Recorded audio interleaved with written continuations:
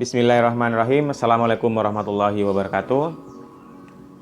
Teman-teman mahasiswa, mahasiswi yang saya banggakan, pada kesempatan pagi hari ini kita akan membahas tentang tema asketisme di dalam tradisi tasawuf, terutama yang terjadi pada abad 1 dan kedua Hijriah. Asketisme dalam pemahaman yang sederhana itu adalah ajaran-ajaran yang menganjurkan kepada umatnya dalam menanamkan nilai-nilai agama dan kepercayaan kepada Tuhan dengan cara mengendalikan tubuh, hawa nafsu, dan juga jiwa. Nah, asketisme di dalam tradisi tasawuf itu bersumber dari apa yang lazim dikenal dengan istilah zuhud. Asketisme atau zuhud di dalam tradisi tasawuf biasanya dipahami sebagai usaha untuk menjauhkan diri dari hawa nafsu atau hal-hal yang bersifat duniawi. Yang perlu digarisbawahi adalah usaha menjauhkan diri ini bukan berarti meninggalkan sepenuhnya kehidupan duniawi, lalu kemudian berpaling sepenuhnya kepada kehidupan spiritual, akhirat, agama, tetapi justru menyeimbangkan keduanya. Karena di dalam Islam dikenal dengan konsep apa yang disebut dengan tawazun, seimbang antara urusan dunia dan juga urusan akhirat.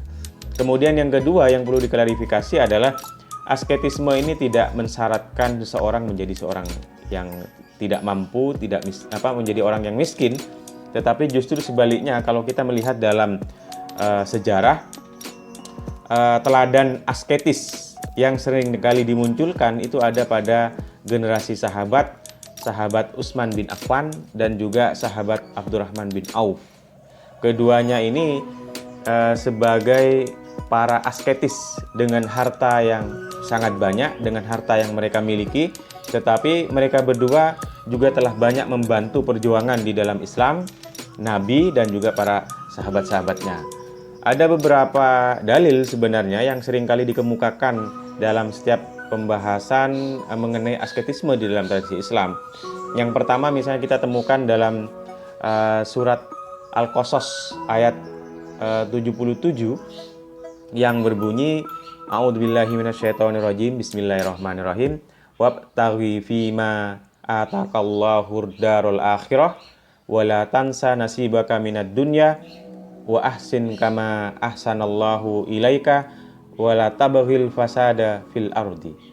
Jadi ayat ini menjelaskan atau artinya adalah carilah apa yang dianugerahkan oleh Allah kepadamu dari kebahagiaan di negeri akhirat.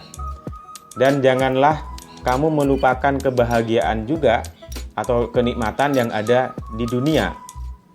Artinya keduanya itu harus bisa diraih. Hadis Nabi juga mengatakan bekerjalah untuk duniamu seolah akan hidup selamanya, dan bekerjalah untuk akhiratmu seolah kamu akan mati esok hari. Nah, hadis maupun Al-Quran atau ayat yang disebutkan tadi itu menjadi dalil tentang periode asketisme atau seseorang masuk ke dalam tahap asketis, zuhud.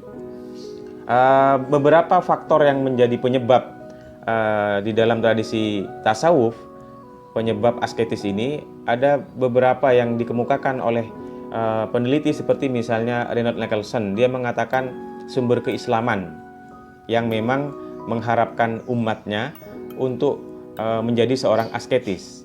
Seorang orientalis bernama Ignace Golgier mengatakan ada semangat Islam, ada juga yang dikenal dengan dampak neoplatonisme, juga ajaran-ajaran Hindu-Buddha, interaksi antara budaya dan agama Islam dengan tradisi Hindu-Buddha. Terakhir, aliran-aliran asketisme ini ada yang disebut sebagai aliran Madinah. Ini generasi sahabat dan tabi'in di Madinah yang selain berpegang teguh kepada Al-Quran dan Hadis juga menjadikan periode Nabi Muhammad SAW sebagai panutan kezuhudannya. Seperti misalnya Abu Ubaidah Al-Jarrah, Abu Dzar Al-Ghifari. Kemudian ada aliran Basrah. Kita mengenal di Basrah ini ada Hasan Al-Basri ya. Hasan Al-Basri adalah anak dari Ummu Salamah dan Ummu Salamah adalah istri Nabi. Kemudian yang ketiga ada aliran Kufah. Kufah ini di Yaman.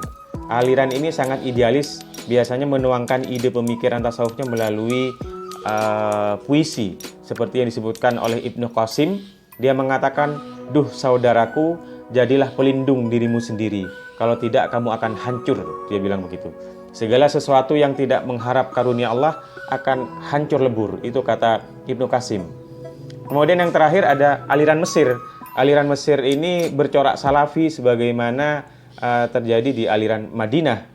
Tokoh-tokoh di abad 1 seperti Salim Ibnu Attar al-Tajibi, Abdurrahman bin Hujairah. Di abad kedua ada Hayah Ibnu Syuraih. Nah, pada intinya perilaku asketis ini menjadi cikal bakal lahirnya tasawuf nanti, meski ada pula pendapat yang menganggap sama antara keduanya.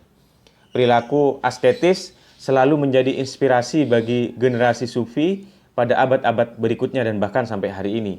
Kemudian yang terakhir, tasawuf memiliki dalil dan argumen tidak hanya dari ajaran pokok Al-Quran dan Sunnah, tetapi perilaku nyata yang bersumber dari Nabi Muhammad SAW, sahabat dan juga tabi'in. Barangkali ini yang bisa saya sampaikan, kurang lebihnya saya mohon maaf. Assalamualaikum warahmatullahi wabarakatuh.